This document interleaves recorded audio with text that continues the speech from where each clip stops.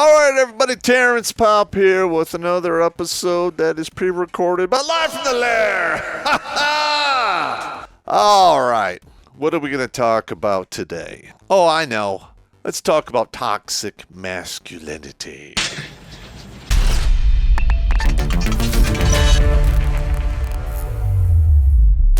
Do you like stories about serial killers? What about psychics? How about a psychic serial killer with a conscience wiping out the filth of society? Yeah! If you thought Dexter was a great show that went soft in its final seasons, these are the books for you. Introducing The Jericho Files, written by an old infantry grunt who has seen evil firsthand, and digested it into grade A gore porn with 5-star reviews all around. Click on the link tree in the Meat Gazer box and buy your copies today on Amazon, you filthy, dirty riggers. All right, now, I've been in this fight since roughly the end of 2008, roughly 18 years. Yes, I'm old. Old enough to remember the MCP when it was just a chess program. I started off secondclasscitizen.org, it's a nonprofit, to educate men on the dangers of feminism, marriage, and divorce. What's in the box? Pain. Got it. I roughly the end of 2012, we started Redonkulas.com, and we flipped over to using comedy to help educate the young men out there in regards to women's tricks. Why are you such a mega bitch? Because I can be. And the dangers that are really out there that are killing men via self-deletion. All right, now, we're familiar with the stats out there. 50-50 divorce for the first marriages, 62% chance for second, 72 to 75% for third marriages. Then if you throw in, financial hardship, college education, stepchildren, that chance of divorce goes way up. And we live in a world where a woman can literally say, I do, for now, in a marriage ceremony, and a couple years later, utter 3 words. I'm not happy. Not happy. And the man literally is thrown out of his house, turned into a slave, and gets to watch the conga line of cocks coming in the front door and out the back door of the house he has to pay for. And said cocks get to spend, legally if they want to, more time around those children than the father of said children, which is absolutely reprehensible.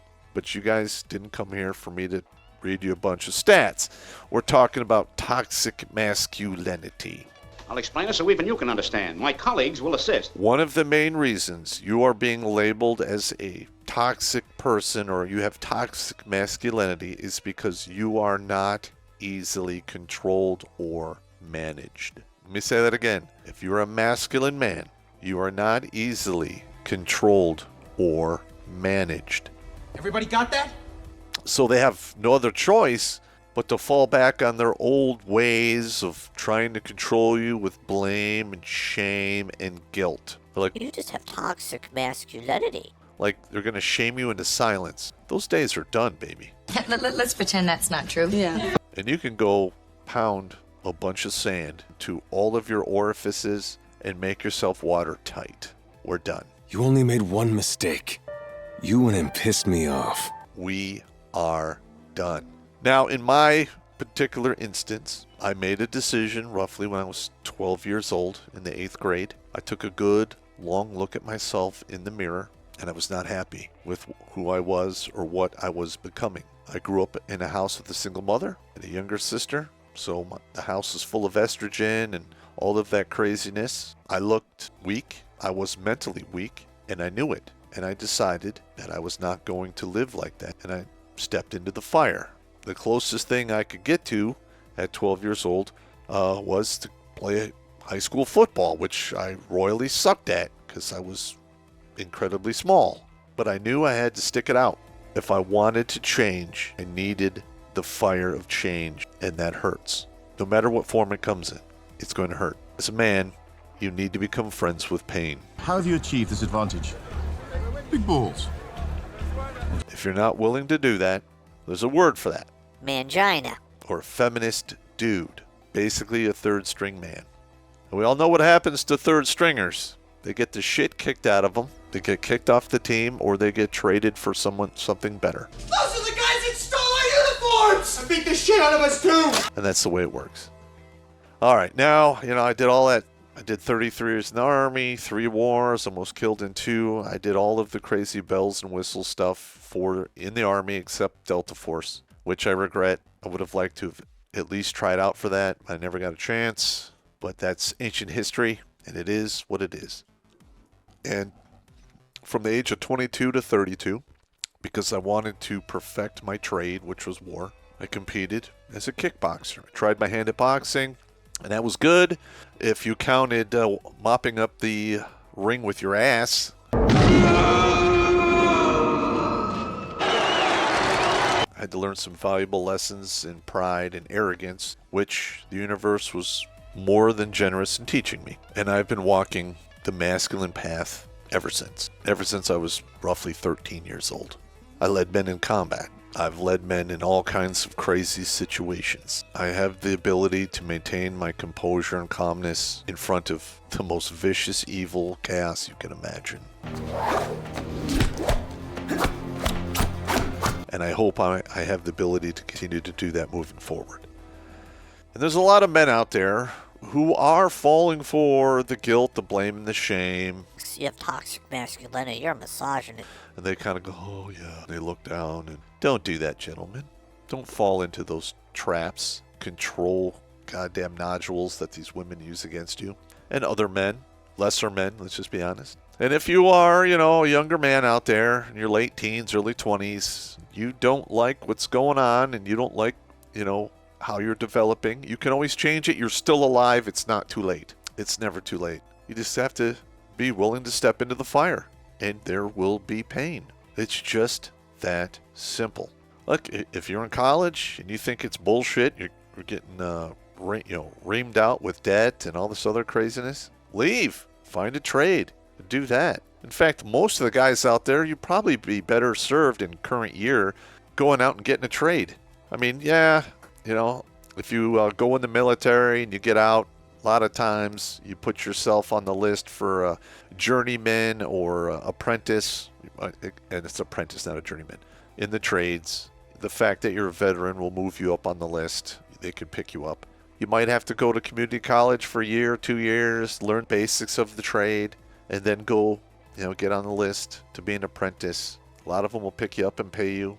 Some of them will pick you up, pay you, and you can go to school at night. And when you're done, you're not going to have, $30,000, $50,000 in student debt. And you'll have a job that you can feed yourself and your family with if you choose to have one. All right. Now, this whole toxic masculinity thing.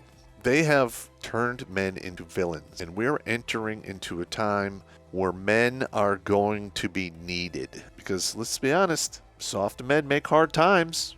And we're entering a time of troubles, of hard times. There's a lot of men out there who are like, fuck it, I'm not participating, and I don't blame you. I really don't. I quit. I don't.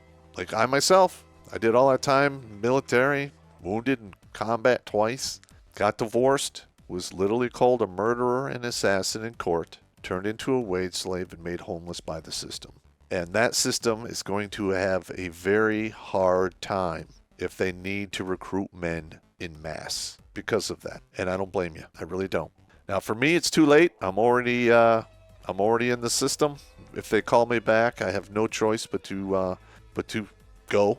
That's the way it works. You're a career warrior. They call you up. I'm old. You're gonna have to check your ID though. No, just kidding, you're old.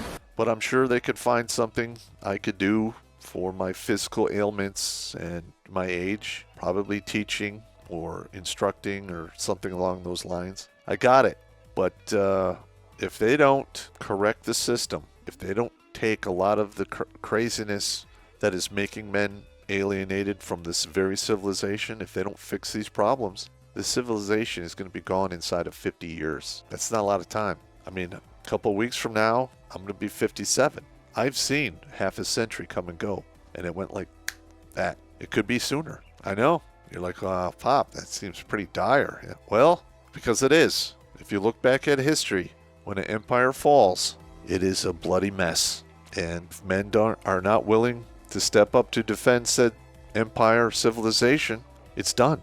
It is what it is. And I know There's a lot of guys out there, hey, Pop, how could you say that? Listen, you don't come here for me to lie to you. I'm not a liar. I'm not good at deception. Just telling you the way it is. That the government that we have has made men the villain. Passed laws that make it easy for us to be charged with crimes we didn't do. Passed laws that make it easy for us to have our children stripped away with 3 simple words, I'm not happy. Violate your constitutional rights on the regular in divorce court and turn you into a wage slave. And even if the children are proven not yours by a provable DNA test, if it wasn't done inside of 2 years, you're still on the hook for paying for those children until they reach the age of 18 to 21, depending upon the state you're in. That's slavery. That is slavery. All right, gentlemen, I've gone on long enough. Let's stay toxic. Do not be manageable. Do not be agreeable. That's how it works. Anyway, you guys take it easy. I'm done here. Out.